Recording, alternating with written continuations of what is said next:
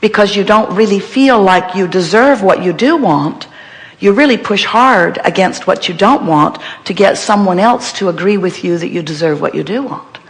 In other words, as you explain how hard something is, or how unfair it is, or how long it's been going on, that justification for some other thing that you desire, that defending or rationalization, what it does is it causes you to practice the vibration of unwanted.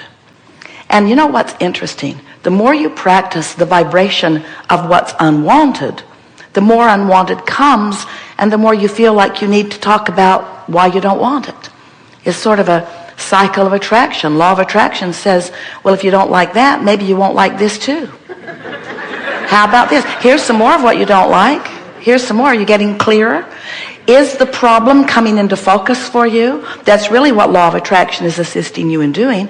Law of attraction is assisting the problem to come into focus. And the benefit to all of you is that when the problem is coming into focus, the solution is coming into focus too. So when a solution is coming into focus, what you want is shaping up. It's in the process of becoming. In fact, vibrationally speaking, it has already become. When you know what you don't want, you emit a rocket of desire of what you do want.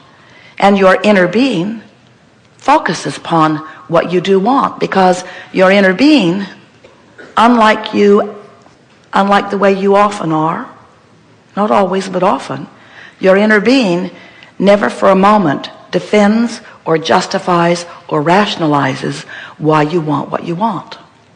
Whether you are a genius creative human or a one-celled organism, when life helps you to prefer something, the source within you knows that that preference was born out of exposure to life experience, and it's valid. And the evolution of all species happens in just that way. So by knowing what is unwanted, and therefore knowing what is wanted, you are carving out a vibrational path for future experiences. Now, it's not future experience in terms of vibration. In other words, you send a rocket to what we are calling your vortex of creation, where it is managed by law of attraction, and all cooperative components are being assembled even as you are still pushing against what you don't want. In other words, when you know what you do want, the cooperative components, the solutions to problems, the answers to questions, they're all gathered. The question that you want to ask yourself, and we want to help you answer in the hours that we are together here today, is where are you in relationship to the solution? And we just want you to know, if you're really deep, hip deep, knee deep, eyeball deep in the problem, you are far, vibrationally speaking, from the solution. And the reason you feel negative emotion, the reason the problem worries you or frightens you or angers you, the reason you feel fear or worry or anger or any negative emotion is because there is a vibrational variance between the solution, which equals who you really are, and the problem, which helps you to define more clearly who you really are. You see how it works? So, what do you think it is that makes it feel compelling to poke around at that problem in a sort of explanatory manner? See this? I don't like it. I don't like it at all. I really don't like it. It's not enough to just say, no thanks. No, thank you. I'm not the only one who doesn't like it. We hear you say. Nobody really likes that. We shouldn't have to put up with it. We just shouldn't. I'm going to get online. I'll bet there's others feel the same way. Yep. Because the more you look at something, the more law of attraction says, oh, here's more, here's more, here's more, here's more.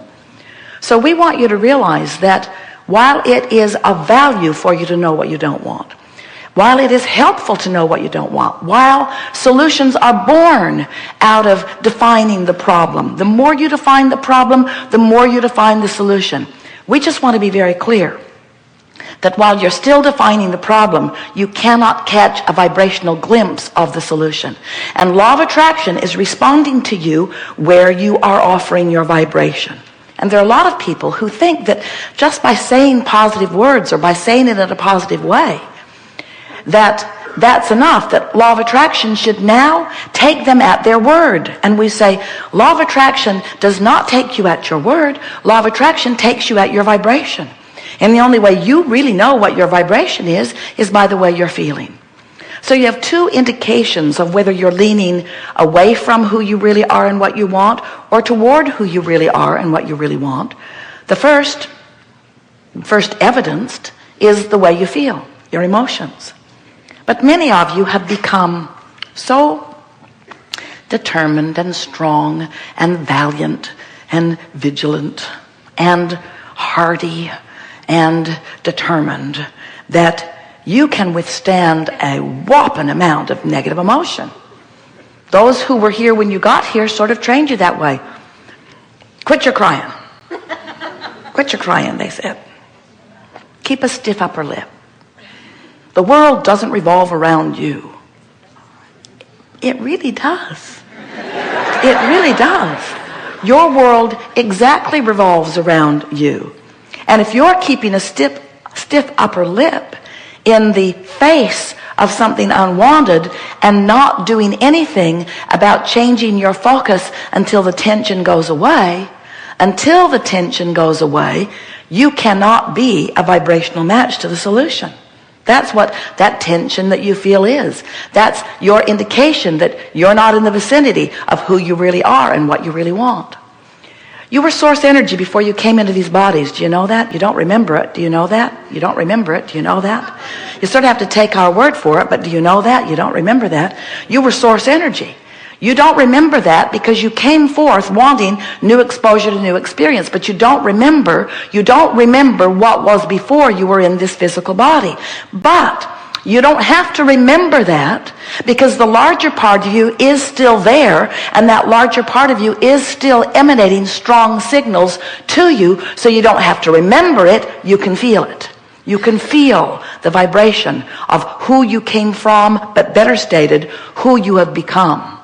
Because as you came forth from this source energy, a part of your consciousness, into this physical body, as you explore here, knowing what you don't want and therefore knowing what you do want, every time you emanate that rocket of preference, the inner being part of you becomes it, absorbs it, amends who you are, becomes the fuller version of who you are as a result of this most recent exposure to life. So you can tell all day, every day, in every moment that you are conscious or awake or aware. You can tell whether you are vibrationally in the vicinity of who you are. You feel contentment, satisfaction, ease and flow, love and passion, exhilaration. In other words, you feel fabulous when you're tuned in to the energy of who you really are. And the less close to that frequency you are, the worse you feel. The more you feel frustration, or lethargy, or anger, or fear, or depression. In other words, the emotional guidance scale really indicates one thing and one thing only, but it's a big thing. It indicates your relationship with who you really are. Now, many people, at first, when they hear us say that, think, I don't know, Abraham, I've always pretty much known who I am, and I'm in this body. I was little, now I'm big. I was young, and now I'm older. But I pretty much know, I think, who I am. We say, not even close. Most humans have no real sense of who you are.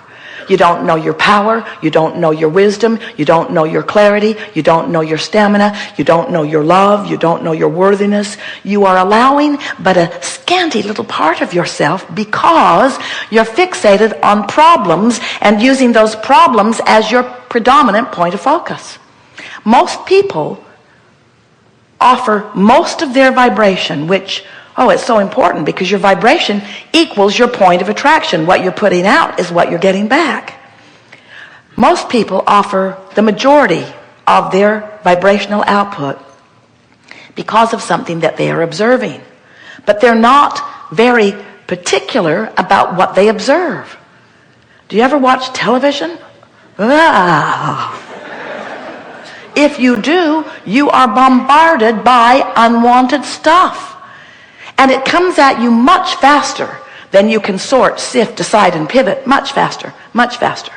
So you just hear it and hear it and hear it and hear it and hear it and hear it, hear it and respond, hear it and respond, hear it and respond, hear it, respond, hear it, respond, hear it, respond. And you let that television train your frequency into unwanted territory, and then you wonder why the things that are in your vortex, the things you really want, don't come to you in the way we profess that they should come. What's wrong with me, you say? We say nothing in the world is wrong with you, but you sometimes let unwanted things do the majority of training you into a frequency that then you say, well, I'm tough, I've got a stiff upper lip, I'm determined, I can play full on, I can make it happen, I will make myself financially prosperous, I will bring myself into alignment with what I want. And we say, really, friends, you cannot force it. You have to feel it into place. You have to allow it. You have to surrender the resistance in order to allow who you really are to be.